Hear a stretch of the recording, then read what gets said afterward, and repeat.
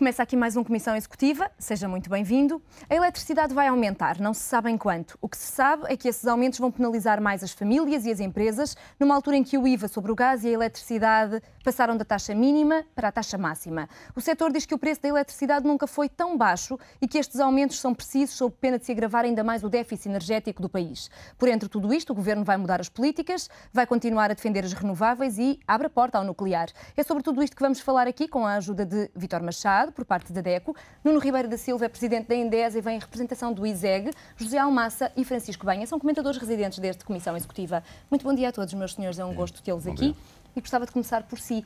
O que tem a dizer sobre esta possibilidade do aumento da eletricidade entre 5% a 30%, pelo que é noticiado?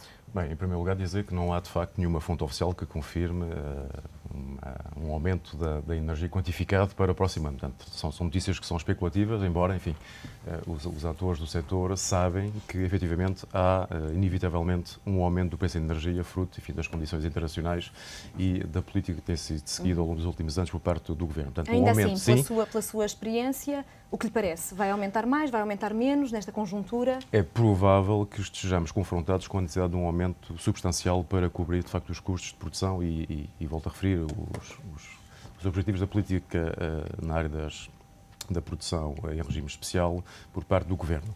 Agora, quanto, aí depende de facto das iniciativas que são esperadas por parte do Governo para conter aquilo que é designado, e hoje em dia já é quase um termo que faz parte do dia-a-dia, os chamados CIEGs, os custos de interesse geral. Aí, de facto, a expectativa, e devem haver certamente muitas negociações neste momento a decorrer entre os parceiros, entre os produtores e o Governo, por forma a conter ou, de alguma forma, aliviar a carga dos consumidores relativamente a esta matéria. Já vamos olhar para as causas e também para as consequências, para as famílias e para as empresas. Por agora, gostava de saber a sua opinião, uma vez que representa uma empresa do setor. Acha que a eletricidade deve aumentar mais? Bom, desejavelmente a eletricidade não deve aumentar. É que há situações que levam a que os preços tenham que aumentar. Há dois grandes bolos em cima da mesa. Um que resulta meramente da alteração do IVA, que incide sobre a eletricidade, que em Portugal era o mais baixo da Europa e agora passa dos mais altos da Europa. Portanto, aumenta de 6% para 23%, 17%. Obviamente que isso tem um impacto muito importante na fatura. Na fatura, sobretudo, para nós em casa, para os consumidores domésticos, porque para as empresas é relativamente neutro, dado que repassam esse IVA sobre a eletricidade. Embora, ao fim do dia, alguém pague e, portanto, vai gerar pressão sobre os bens e serviços que essas empresas pagam e, portanto, também nós, como consumidores, vamos incorporar na produção desses bens e serviços eletricidade mais cara por este efeito do aumento do IVA, mas que resulta apenas, não tem nada a ver com as empresas elétricas, num aumento da receita para o Ministério das Finanças. Ou seja, essa opção, e que foi uma opção do Governo aumentar a taxa para a taxa máxima, poderia tê-lo feito para a taxa intermédia, na sua opção é uma boa ou uma má notícia para o setor? Para o setor elétrico em si é uma má notícia, porque eletricidade mais cara significa que vendemos menos eletricidade. Sob o ponto de vista, enquanto português, é uma boa notícia, no sentido em que há um aspecto positivo. Não é nunca boa notícia aumentar os preços, naturalmente, de bens essenciais, como é o caso da eletricidade. Agora, há um aspecto a ter em conta, que é o seguinte.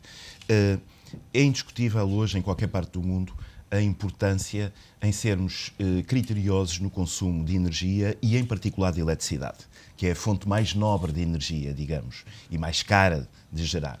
Ora, quando nós estamos a fazer um discurso a dizer que temos que conservar a energia, que temos que utilizar bem a energia, nomeadamente elétrica, e depois temos uma fiscalidade em que, se um de nós vai gastar dinheiro a comprar janelas que evitem que parte-se calor e frio e, portanto, para manter um conforto dos escritórios ou das casas, vamos fazer um investimento para gastar menos eletricidade, menos gás no aquecimento e, ao comprar essas tais janelas, Paga-se um IVA muito alto. Pagamos um IVA de 23%. Ou seja, deveria haver aí um incentivo também. Exatamente. Por outro lado, para consumir eletricidade, pagávamos um IVA de 6%. Portanto, aqui a cota não jogava com a perdigota. Ou seja, dizia-se, bom, você conserve, mas, no entanto, o sinal que era dado na fiscalidade era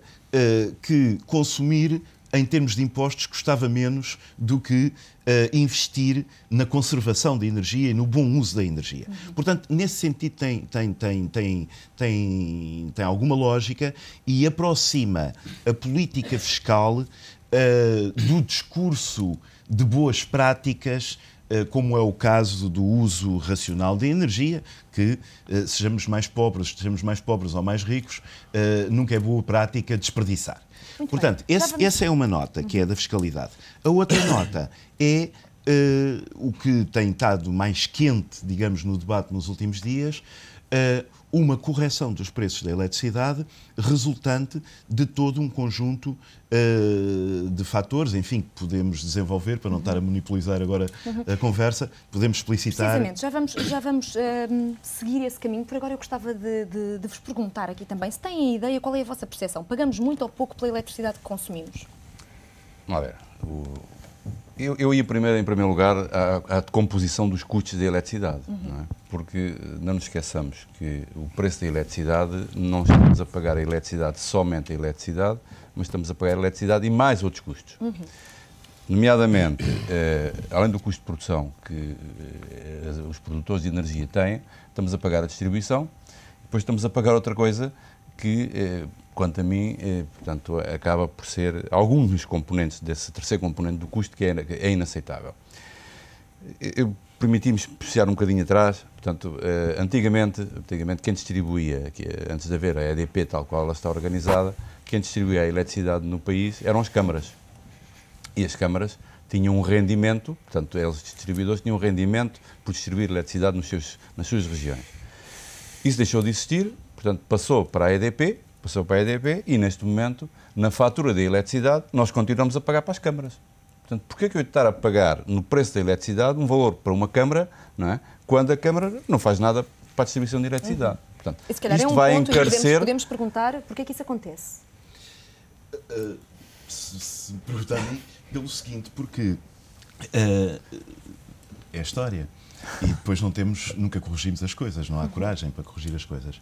Porque, aliás, eu tive alguma responsabilidade nessa questão das câmaras deixarem de distribuir a eletricidade, porque estava no governo e como as câmaras não pagavam a eletricidade à produtora, à EDP, a EDP em 87, 88, 89 estava em falência técnica absoluta. Lembro só que a Câmara do Porto, a escudos de 87, devia à EDP 150 milhões de contos. Só a Câmara do Porto. Bom, era uma situação absolutamente caótica, mas na legislação há uma lei que define que as câmaras têm a concessão da distribuição em baixa tensão. E tinham, muitas delas, redes próprias, como estava a ser referido.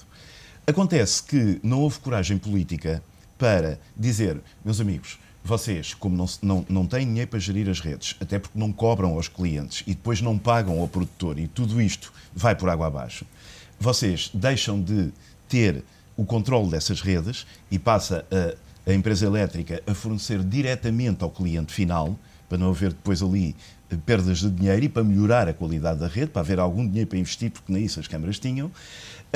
E, portanto, essas redes passam a ser geridas por uma entidade profissional, digamos, uma empresa elétrica, mas não houve a coragem de dizer, olha, e em consequência, você também perde o direito de ser remunerado. Sim, mas isso faz-lhe sentido? Faz-lhe sentido as autarquias continuarem a receber por algo, não por um serviço sentido. que já não prestam? Aliás, se me permite, essa é uma questão crítica, é que o setor elétrico é visto um bocadinho como, desculpa a expressão, uma vaca leiteira.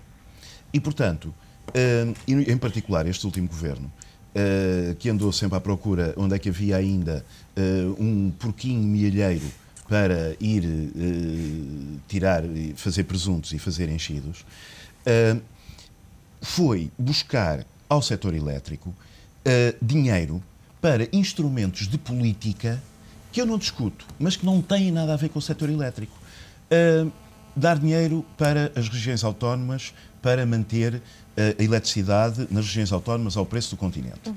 Não questiono a bondade desta ideia, mas isto é uma medida essencialmente de política de solidariedade nacional, de equilíbrio regional, Não o que se queira concorda com chamar. ela, outra. Hoje, as câmaras, por exemplo, recebem, não só pela distribuição elétrica, como foi dito, sem para isso colaborarem, recebem uma quantidade de eletricidade gratuita para a iluminação pública, recebem taxas que têm vindo a ser agravadas para fazer passar cabos e tubos de gás, etc., pelo espaço municipal, recebem 2,5% do total do valor da produção de fontes renováveis, assim, independentemente de também receberem rendas pelos terrenos, quando os terrenos são delas, mas... E tudo isso, vou mudar agora o E discurso tudo aqui isso para este lado, encarece a deixe-me- E fatura. tudo isso vai somar na fatura. E tudo isso vai ser pago pelo consumidor. A sua opinião sobre isto, Francisco Banha, também?